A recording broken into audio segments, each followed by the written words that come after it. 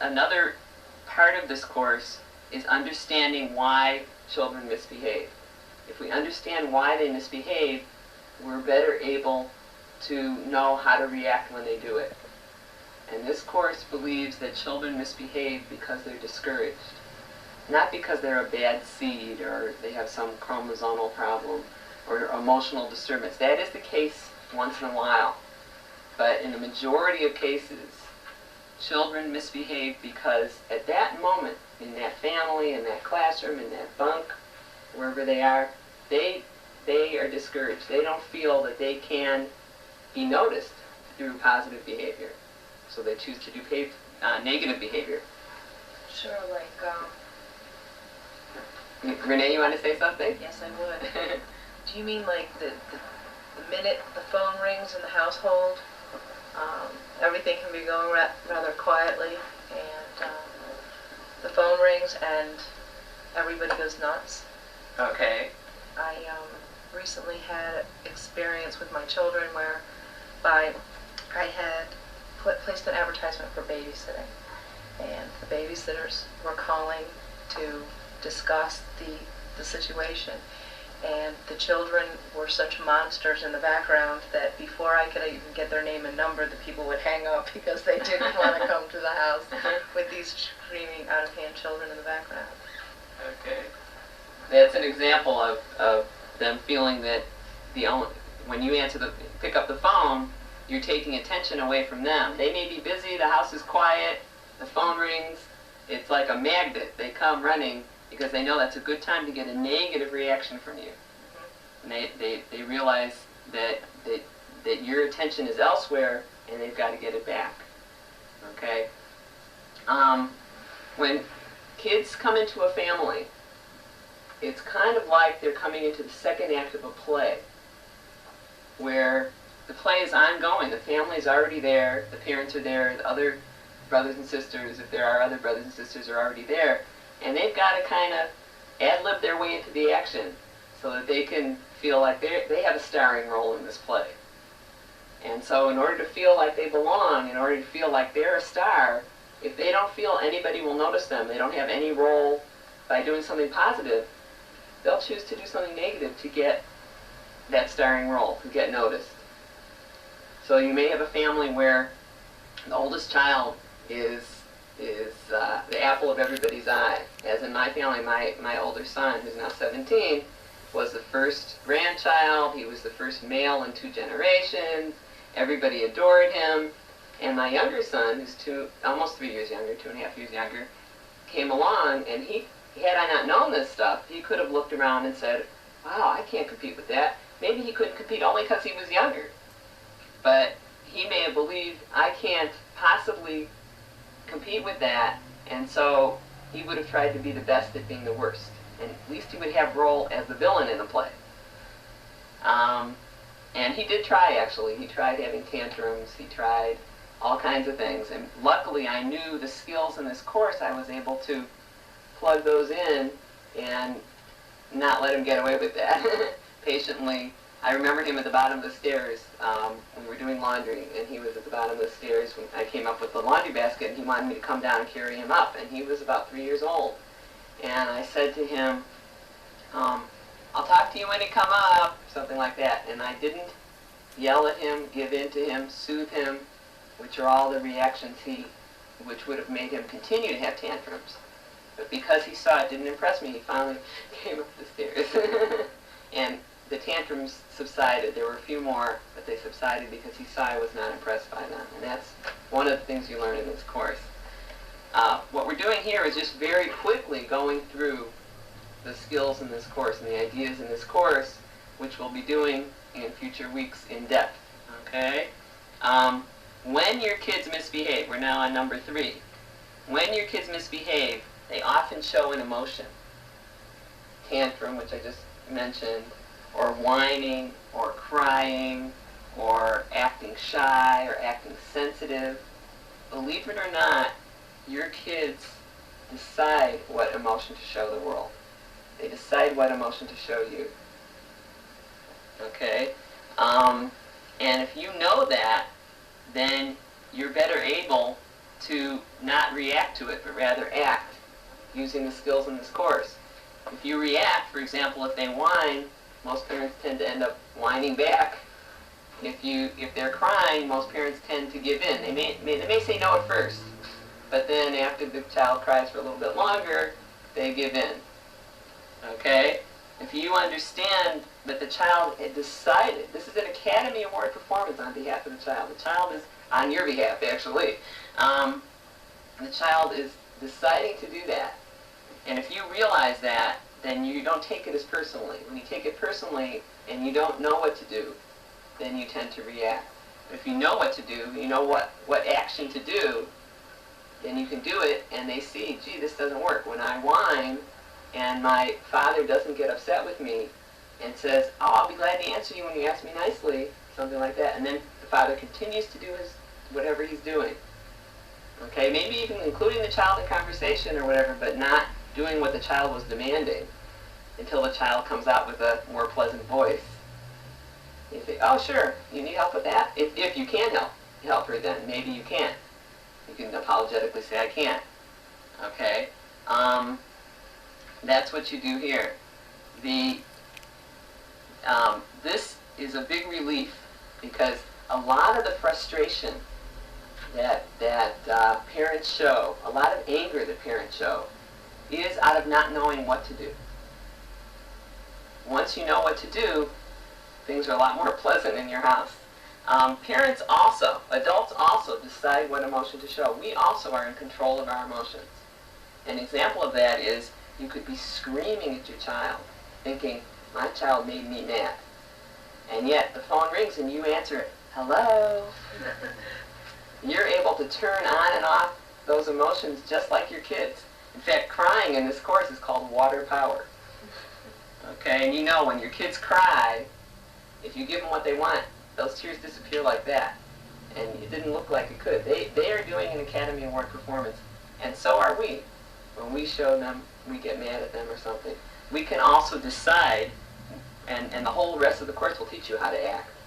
And we'll discuss the ways to act down here very quickly tonight. That you can decide and our kids can decide to act differently. And the way you get them to act differently is by changing your reaction. Okay. Another part of this course is something called the good parent versus the responsible parent.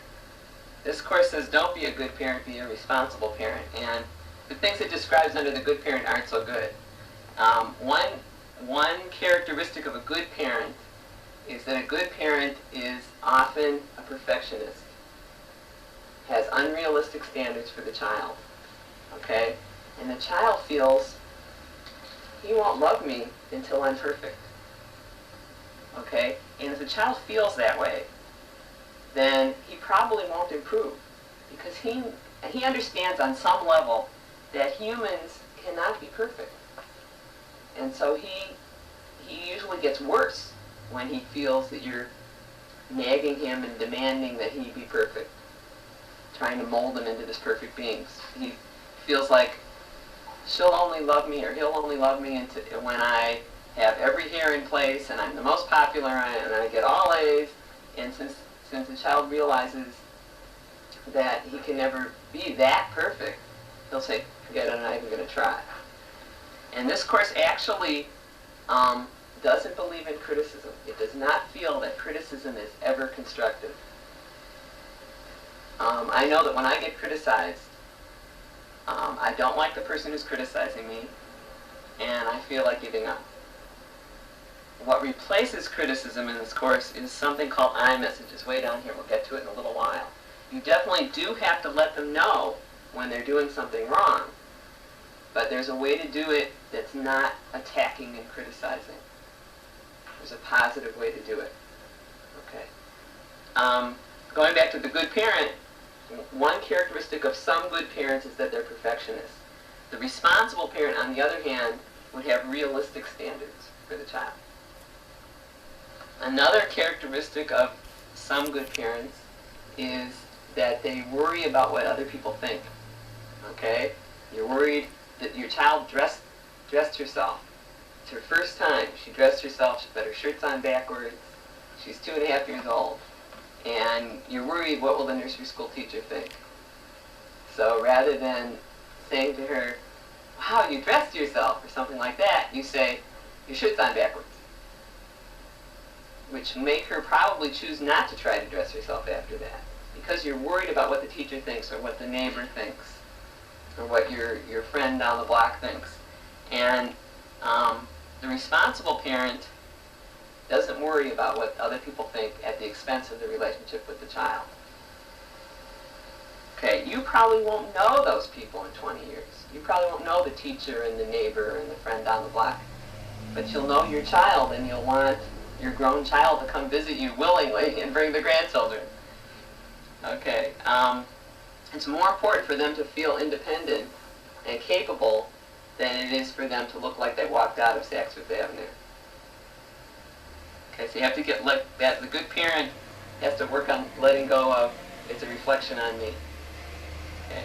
Another aspect of the good parent is a good parent is often takes all responsibility. Doesn't let the child have any responsibility. And remember, we talked about up here with the autocratic and the permissive.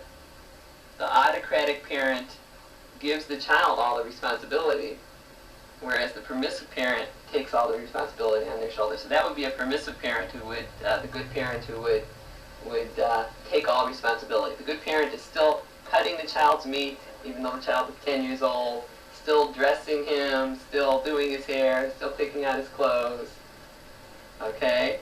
The responsible parent gives the child responsibilities whenever possible. Okay. I'm going to read, you always have to read your tea boxes. I'm going to read, this is from Abraham Lincoln. Now my celestial seasonings tea box.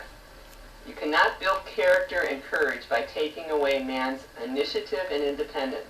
You cannot help men permanently by doing for them what they could and should do for themselves.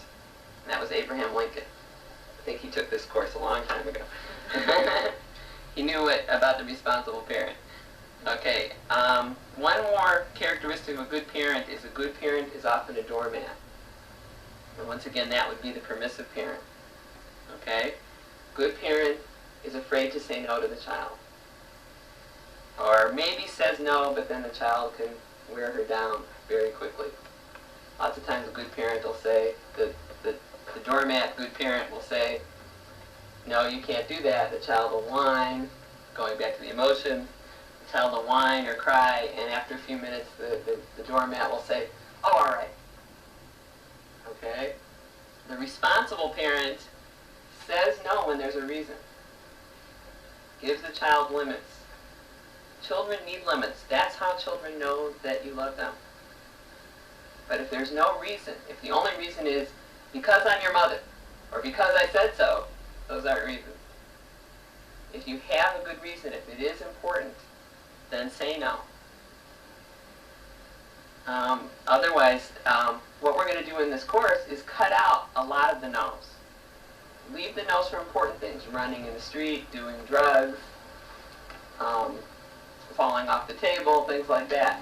And the superficial things like dress and lots of other little things that parents often say no to. We're going to get into the food issue, the bedtime, lots of things where parents find themselves saying no and realize they don't have a reason. It's just that they want to be the boss or something. And your kids will listen if everything is no, your kids will not listen. If there are a few no's and they realize there's a good reason there, they will listen. Okay, the next concept is problem ownership. My son saw this and he said, is that real estate? Lots of times parents take on their shoulders problems that really belong to other people. In this case, we'll talk about problems that belong to their children. When your child is having a problem with the other parent, a grandparent, a babysitter, a teacher, her homework, herself, a friend, a brother or sister, unless it's dangerous, don't automatically take the problem on your shoulders. By automatically taking the problem on your shoulders, you're letting the child know you don't think the child is capable of solving her own problems. Okay? And you're also making yourself crazy. because you have enough trouble with your own problem. Okay, let's say your child has a problem with a brother or sister. They're fighting. As long as it's not dangerous, as long as there's no sharp edges, they're not using a pencil or something, that problem is between them. By you intervening and refereeing, you actually make that problem last longer. Because siblings often fight to get the parents involved. Okay? This is something that's really hard for people to go along with, but once they see how it works, kids will fight more, actually. And a lot of things you're going to learn tonight and through the course of the course. Kids, in this case, kids end up fighting louder and harder, trying to get you to go back to your old way of refereeing. And whatever we're working on this course, they may do it, they may intensify what they're doing, thinking, he didn't hear me. She must not have noticed. But if you could stick it out, you can walk in and say, oh, I have to take that pencil because I'm afraid somebody will get hurt. Don't tell them to stop fighting. Believe it or not, what will happen is the fights will get less frequent and less intense after they get more intense. They'll get less frequent, less intense, and your kids will learn to work out their problems. And they'll start to enjoy each other. We go to Omaha, Nebraska to visit my parents every summer, and we drive, and we've been doing this since our kids were babies. They're now 14 and 17. And the only way we could do it is by ignoring their fighting.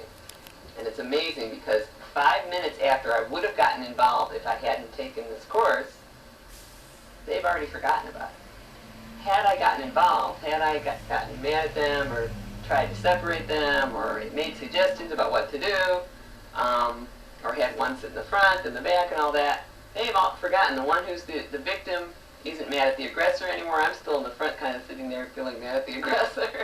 And they've totally forgotten and having a ball together. Okay? So that's one example of problem ownership. Let your kids own their own problems, unless it's dangerous. If they are fighting to the point where you have to drive to the hospital, you do step in. But believe it or not, that doesn't happen. It happens much less often once they see it's not important to you. Okay? You own the problem when somebody's bothering you.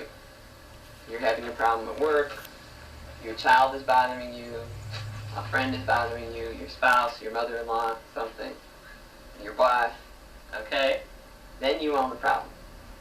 And you do have to take action. And in this course, for the sake of this course, we're interested in when a child bothers you. Okay, let's say you're sitting quietly, reading a book, child walks in and turns on the TV full blast. That is your problem because the child bothered you. Okay, then you do have to take action. And we'll talk about what to do when we get down to the iMessages, which are what I said before replaces criticism.